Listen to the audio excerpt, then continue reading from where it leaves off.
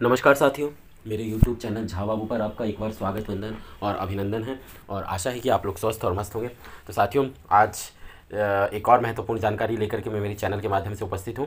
और यह जानकारी चूँकि निर्वाचन से जुड़ी हुई तो नहीं है, लेकिन निर्वाचन के मद्देनज़र ही यह जानकारी और महत्वपूर्ण जानकारी लोक शिक्षण संचालनालय द्वारा जारी की गई है।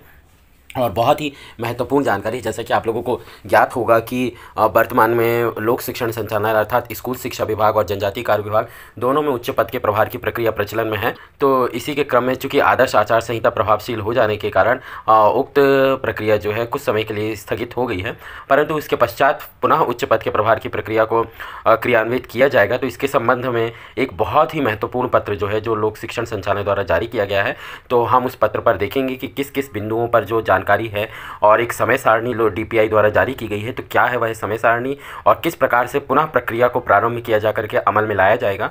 परंतु साथियों, यदि आप मेरे चैनल पर पहली बार विजिट कर रहे हैं, मेरे वीडियो को पहली बार देख रहे हैं, तो प्लीज़ चैनल को लाइक कमेंट सब्सक्राइब करें, अपने साथियों के साथ अधिक से अधिक साझा और शेयर करें ताकि उन तक भी ये सूचना पहुँचे और वे भी इसका लाभ प्राप्त कर सकें।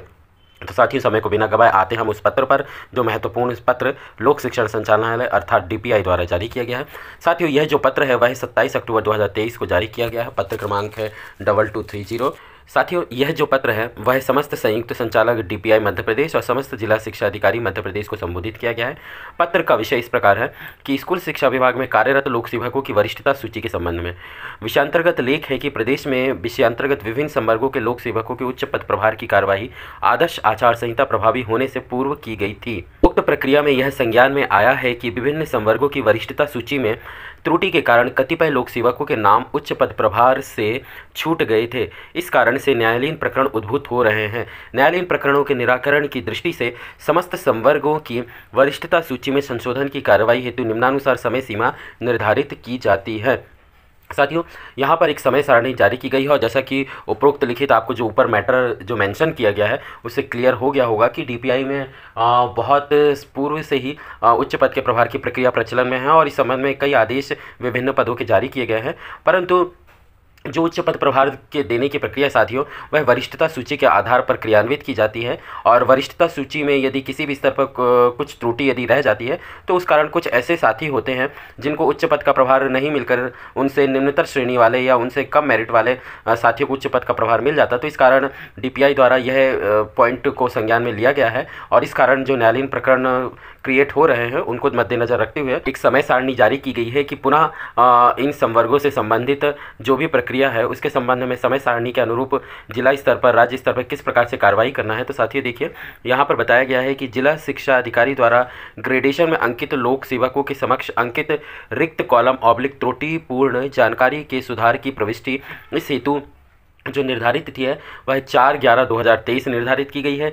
ग्रेडेशन में यदि छूटे हुए लोक सेवकों के नाम जिला शिक्षा अधिकारी के स्तर से जोड़ा जाना है तो इस हेतु भी 4 नवंबर 2023 की तिथि निर्धारित की गई है। अंतिम ग्रेडेशन लिस्ट जारी करना अर्थात जो भी अपग्रेडेशन है या एडिटिंग का काम है या किसी नए नाम को जोड़ना है उसके पश्चात जो है अंतिम या फाइनल ग्रेडेशन लिस्ट 7/11/2023 तक जारी की जाएगी। ग्रेडेशन लिस्ट के आधार पर दावे, आपत्ति और अभ्यावेदन प्राप्त करने हेतु जो जिला शिक्षा अधिकारी के स्तर पर है वह 25/11/2023 की तिथि निर्धारित की गई है। अभ्यावेदन के निराकरण हेतु 5/12/2023 और अंतिम ग्रेडेशन लिस्ट जो अपग्रेडेशन के बाद जारी की जाएगी उसके लिए 15/12 अर्थात 15 दिसंबर 2023 की तिथि निर्धारित की गई है। साथियों, यहाँ पर आप लोग देखेंगे साथियों कि बिंदु क्रमांक 2 में बहुत ही महत्वपूर्ण जानकारी का उल्लेख किया गया है। अंतिम ग्रेडेशन लिस्ट के प्रकाशन उपरांत प्रथमतः मेरिट क्रम में छूटे हुए लोक सेवकों को उच्च पद प्रभार हेतु काउंसलिंग की कार्यवाही आदर्श आचार संहिता में निष्प्रभावी होने के पश्चात की जाएगी। अर्थात साथियों, यहाँ पर इस बात का उल्लेख किया गया है कि जो साथी मेरिट में आ रहे हैं या ग्रेडेशन में अपर पोजीशन पर हैं और वह यदि किसी कारणवश छूट गए हैं तो आदर्श आचार संहिता जब समाप्त हो जाएगी तो उसके पश्चात उनको उच्च पद प्रभार दिए जाने की कार्रवाई अमल में ली जाएगी। इसी प्रकार बिंदु क्रमांक 3 में साथियों जो सहायक शिक्षक / प्राथमिक शिक्षक की वरिष्ठता सूची संशोधन कार्य जिला शिक्षा अधिकारी स्तर से अन्य उच्च पद प्रभार की वरिष्ठता सूची की कार्रवाई संचालनालय की समस्त शाखाओं यथा स्थापना 1, स्थापना 2, 3, 4 से की जाएगी। बिंदु क्रमांक 4 के अनुसार लिपिक संवर्ग की वरिष्ठता सूची का संशोधन संचालनालय की स्थापना क्रमांक 4 शाखा से की जाएगी, आयुक्त लोक शिक्षण द्वारा अनुमोदित।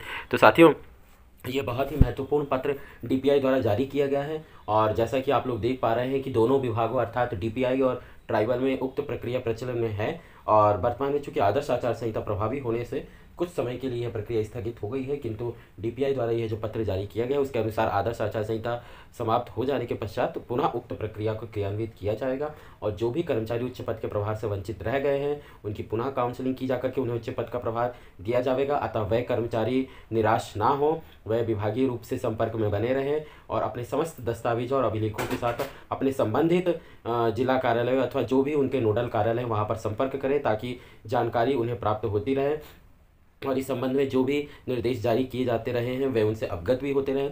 तो साथियों, आशा है कि आप लोगों को जानकारी अच्छी लगी होगी। जानकारी कैसी लगी प्लीज़ कमेंट बॉक्स में कमेंट करके ज़रूर बताइएगा। आप लोगों के कमेंट और प्रश्नों का बेसब्री से इंतजार रहेगा। फिर किसी महत्वपूर्ण जानकारी, किसी महत्वपूर्ण आदेश के साथ चैनल के माध्यम से आपसे पुनः भेंट और मुलाकात होगी।